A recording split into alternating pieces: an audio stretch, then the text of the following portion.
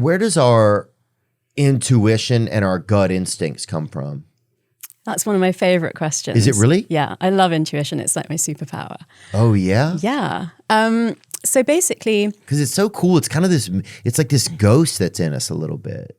Yeah, kind of. Yeah, the ghost of wisdom or something. I mean, Andreas Mershon also said to me that things like extrasensory perception, they're not woo-woo.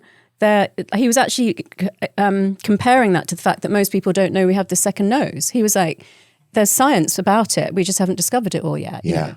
So intuition was a bit like that. People didn't, because they couldn't see it. It wasn't tangible. They didn't really take it that seriously. Like, I've been teaching at MIT for over 10 years now.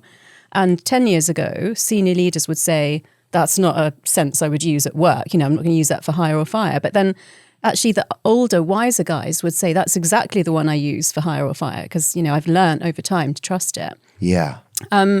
So I honed my intuition by journaling and reading over my journal and writing down every decision that I made. If like logic told me one thing and intuition told me another, and I decided to trust my intuition more and more. You really mapped it out. Yeah. I think I was naturally quite intuitive, but sometimes I was afraid to trust it when I felt like something else was the right thing to do, logically. So what we need to live our normal life is called our working memory, and it's stored in the outer cortex of the brain. And then our sort of beliefs and thought patterns, you know, sort of what we were discussing earlier on, that's in systems in the limbic part of the brain, which is the shape and size of your clenched fist. So obviously yours is bigger than mine. And the cortex is around it. And then through a process called Hebbian learning, which is named after the neuroscientist Donald Hebb, because you can't remember everything that you've experienced in your life, but you have experienced it. So that information, like neurons that fire together, wire together, gets stored deeper in your spinal cord and your gut neurons. And that's why intuition is sometimes called gut instinct.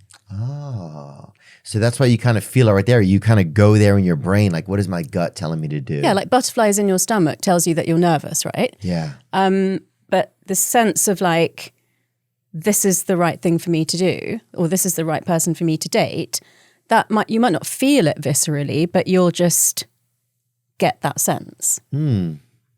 Yeah, because like over time, it's like, yeah, you have to believe that your intuition gets honed as well because of you've had experiences. Yeah, but it can also, actually, a really important point is that neuroplasticity can be a bad thing. If you repeatedly go for, you know, people that it ends up being a toxic relationship, and you have a breakup that drags out and damages you, and then you don't really heal and you just go back into a similar type of relationship, you're going to kind of, that's your intuition telling you the wrong thing, right? Right, but you're following it. Yeah. So you could mold your intuition negatively as well. Yeah. Oh, wow. Like obsessing over a breakup, that's neuroplasticity. Oh, yeah. Yeah, I used to do that, man. That was the worst.